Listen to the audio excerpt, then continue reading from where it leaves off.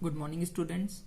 Today we are going to start our new chapter, that is multiplication and division. This is our third chapter. So first we will learn about multiplication. Multiplication we sometimes call it as product. So whenever we do multiplication of any two numbers or finding out the product of any two numbers other than 0, the result will always be greater than the individual numbers. So as you can see in the example, we are multiplying this 3 by 4. So we are getting 12 as our answer. So 3 and 4, both the numbers are lesser than this 12. 3 is less than 12 and 4 is also lesser than 12. So whenever we multiply any two numbers other than 0, we always get the result which is always greater than the individual numbers. So first we will understand some important properties of multiplication, then we will solve the questions based on these properties. So the first property is commutative property, or we can say the other name for the commutative property is order property. Why it is so? Because the result of the product of any two numbers does not depend upon the order of those numbers. Let's understand this thing with the help of an example. Now see the example here. We are multiplying this 4 by 8, means we are finding out the product of 4 and 8. So we are getting 32 as our answer. Now we just change the order of these numbers, means we are writing 8 at the first place and 4 at the second place. Even then the answer is same. So this property is known as the commutative property, means whatever be the order of the individual numbers, the answer will always be the same, means the result will always be the same. Now the second property is associative property, or the other name for this associative property is grouping property. Why it is so?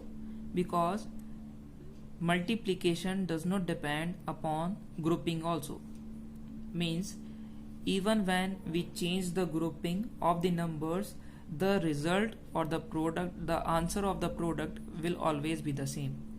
So the associative property says the product of any three numbers will remain same even when the grouping of the numbers is changed.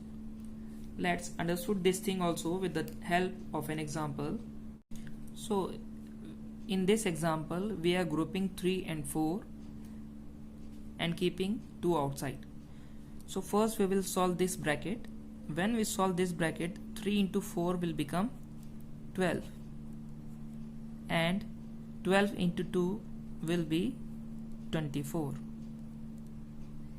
So the answer of this will be 24.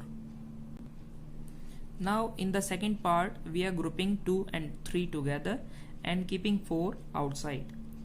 So in the same manner which we had done earlier, we will solve this bracket first. 2 into 3 will become 6 and now 6 into 4 will be 24.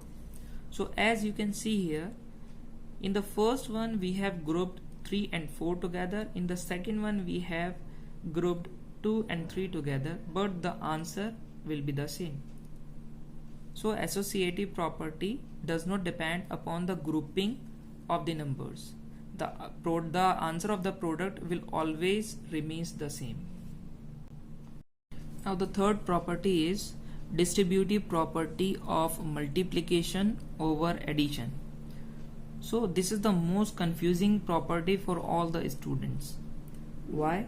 Because the number which is outside this bracket, in the bracket we will have to take the sum of the numbers. The number which is outside this bracket, we distribute that number to both these individual numbers, means the numbers which we are adding. So as you can see here, a into b plus c is in the bracket and A is outside the bracket. So we are distributing A both with B and C. The result will be A into B, means A into B, and then A into C, A into C, and plus sign, that means we are adding these two numbers. If negative sign is there, then here negative sign will come, means the minus sign will come. Let's understood this thing also with the help of an example. Now in the bracket we had taken the sum, means the sum, we are finding out the sum of 4 and 5, and outside the bracket we are taking 1. So according to this property we will have to distribute this 2 with 4 first, and then we will have to put this plus sign, and in the second term we will have to distribute this 2 with this 5. So let's do it. In the first term we will distribute this 2 with this 4 and put this addition sign, and in the second term we will distribute this 4 with 5. So 4 2s are 8 and 2 5s are 10. So our answer will be 18.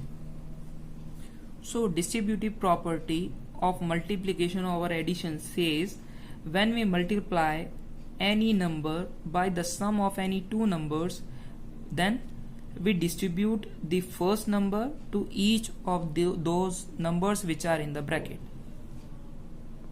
Now next property is multiplicative property of 1. This is the most easiest property of all these multiplication properties. Now what does it say? Whenever we take the product of any number and 1, we always get the same number in the result. Let's see examples here. In the first example we are multiplying this 12 with 1, so we are getting 12 as the answer. Here the number is 12 and the answer we are getting, which we are getting, is also 12. In the second example, as you can see, we are multiplying 128 with 1, and in the answer we are getting 128. So our number is 128 and the answer which we are getting is the same as that of the number. So multiplicative property says the product of any number which you can imagine in this world, the product of any number and 1 is the number itself. Means whenever we do product of any number with 1, we get the same number in the result. So the last property is multiplicative property of 0. Means when we will multiply any number with 0, the answer will always be the 0. Means any number which you can think, when we multiply that number with 0, the answer will always be 0. So as you can see in the examples, in the first example we are multiplying 12 with 0, so we are getting 0 as our answer. In the second example we are multiplying 125 with 0, we are getting 0 as our answer. So whenever we multiply any number with 0, we will get 0 as our final answer.